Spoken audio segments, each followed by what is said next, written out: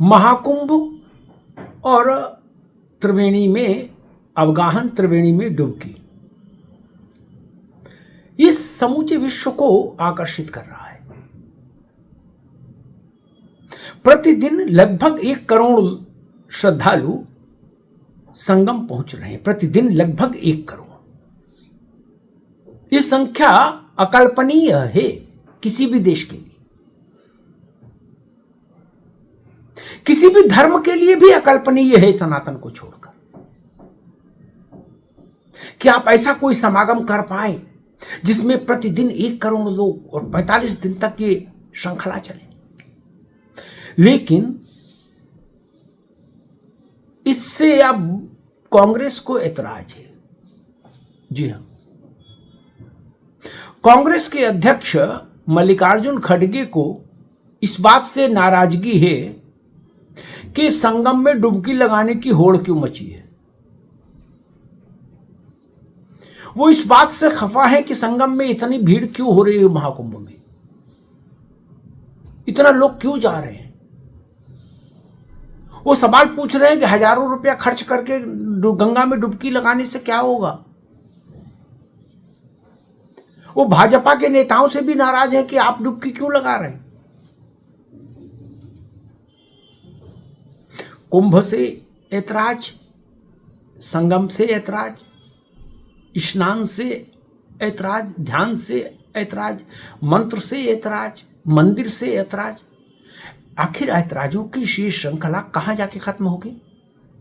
अयोध्या में जब रामलला का भव्य दिव्य नव्य मंदिर आकार ले रहा था और जब उसके लोकार्पण का समय आया, तब भी कांग्रेस यही कह रही थी कि क्यों हो रहा है, कैसे हो रहा है, इतना पैसा क्यों फूका जा रहा है, इससे क्या होगा। 2 बड़े सवाल खड़े होते हैं। कुंभ उत्तर प्रदेश का मसला नहीं है, भारत का भी मसला नहीं है, वो सनातन का मसला है। और यूनेस्को के शब्दों में कहूं तो वो मानवता की सबसे बड़ी अमूर्त सांस्कृतिक धरोहर है। उससे आप को नाराजगी है। 2 बातें महत्वपूर्ण है इसमें। एक महत्वपूर्ण ये कि बार बार कांग्रेस ये पूछती है, काशी कॉरिडोर का लोकार्पण हुआ तब भी कांग्रेस ने यही सवाल उठाया, राम मंदिर का लोकार्पण हुआ तब भी ये सवाल उठाया, और कुंभ में भी अब यही सवाल उठा रही है कि आखिर इससे क्या रोजगार मिल जाएगा। मैंने तीनों अवसरों पर, काशी के मसले अवसर पर भी, अयोध्या के अवसर पर भी और कुंभ के अवसर पर भी अनगिनत बार कांग्रेस को उदाहरण देकर, प्रमाण देकर समझाया, हाँ रोजगार मिलना बढ़ जाता है, रोजगार मिलता है इससे। काशी और अयोध्या में कायाकल्प होने के बाद 2024 में एक वर्ष में उत्तर प्रदेश में 64 करोड़ पर्यटक आए। 64 करोड़ पर्यटक, जिसमें सर्वाधिक भागीदारी 3 स्थानों की रही, काशी, मथुरा और अयोध्या। हर पर्यटक रोजगार सृजन का माध्यम होता है। ये बात खड़गे जी क्यों नहीं समझते। पिछले 30 घंटे में, कल शाम को मुझे एक आंकड़ा भेजा गया कि पिछले 30 घंटे में, कल शाम से पिछले 30 घंटे में अयोध्या में 25 लाख से ज्यादा लोगों ने दर्शन किए रामलला के। 25 लाख से ज्यादा। और गोवा में 3 महीने के भीतर 25 लाख लोग आए थे। आप समझिए, कहां गोवा, कहां अयोध्या। फिर भी खड़गे साहब बार बार ये पूछते हैं कि इससे रोजगार बढ़ जाएगा क्या, गरीबी मिट जाएगी क्या।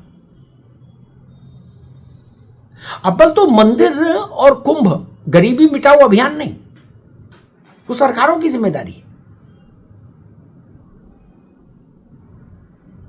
यह व्यक्ति के अपने कौशल का परिणाम है। मंदिर गरीबी मिटाओ आंदोलन थोड़ी ना है। लेकिन फिर भी सनातन के इन मंदिरों ने लाखों लाख लोगों के जीवन स्तर को आर्थिक तौर पर उच्चीकृत कर दिया, लाखों लाख लोगों को। अब ये आंकड़ा पता नहीं उनको क्यों नहीं समझ आता। 64 करोड़ लोग एक वर्ष में, और कुंभ में प्रतिदिन लगभग 1 करोड़ लोग।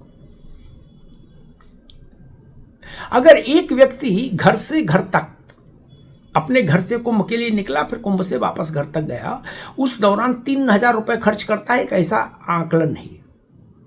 तो 3000 गुणे 1 करोड़ प्रतिदिन, इतने की अर्थव्यवस्था का चक्का मिनिमम घूम रहा है, न्यूनतम। खड़गे जी सुन लीजिए, कांग्रेस को सुनना चाहिए। और इससे देश में रोजगार सृजन हो रहा है। और कुंभ की तैयारियों में पिछले कई वर्षों से 85,000 लोग अतिरिक्त लगे थे, वो भी रोजगार सृजन था, खड़गे जी।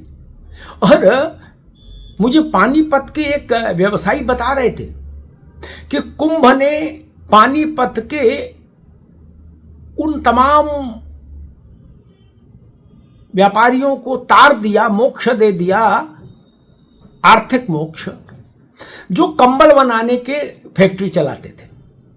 वो कह रहे उतना कंबल बना नहीं पा रहे, रात दिन फैक्ट्री चल रही है, ओवर टाइम हो रहा है, जितना कंबल की डिमांड है कुंभ में बांटने के लिए, दान के लिए। ये रोजगार सृजन है। ऐसे में 1000 उदाहरण दे सकता हूं, 1000। हजारों कुंटल फूल प्रतिदिन कुंभ में लग रहा है।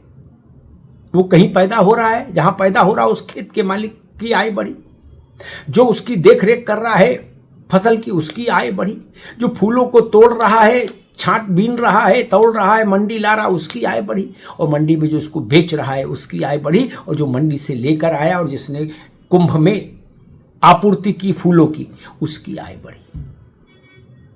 एक श्रृंखला है, एक चेन है।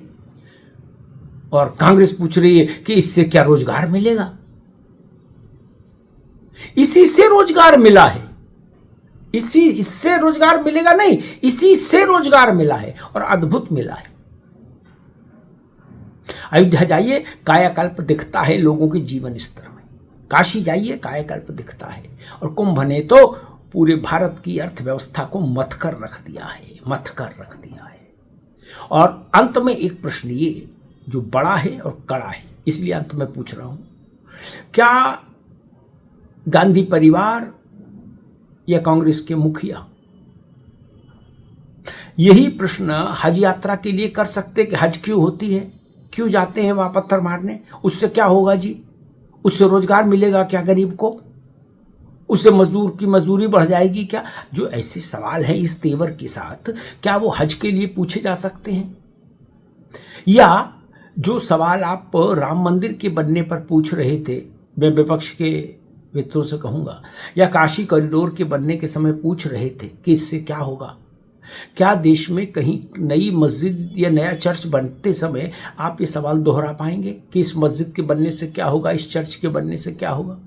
अगर आप में ये साहस है तो फिर मंदिर पर सवाल उठाना भी जायज है आपका, ठीक है, अभिव्यक्ति की स्वतंत्रता का सम्मान होगा आपकी। लेकिन अगर वहां आप में साहस नहीं है कि आप मस्जिद के निर्माण के समय सवाल कर सकें, गिरजाघर के निर्माण के समय सवाल कर सके, गुरुद्वारे के निर्माण के समय सवाल कर सके कि क्यों बनाया जा रहा है, तो फिर आप मंदिर पर प्रश्न उठाने के अधिकारी नहीं। ये बड़ा प्रश्न, बड़ी बात थी और कड़ी बात थी, इसलिए मैंने इसको अंत में जनता के समक्ष रखा है। केवल एक धर्म को लांछित करने का काम किसी भी राजनीतिक पार्टी के लिए आत्मघाती कदम से कम नहीं है, ये ध्यान रखिए। धन्यवाद। अरे श्रीमती जी, कुछ तो सस्ता लो, बचत करो। नहीं श्रीमान जी, सब बढ़िया लो, रहने दीजिए। इसमें क्या खास बात है? थोड़े में ज्यादा स्वाद, यही तो है इसकी खास बात। वाओ मामा, क्या स्वाद है। अरे मेरे राजा, राजा और प्योर मसाला।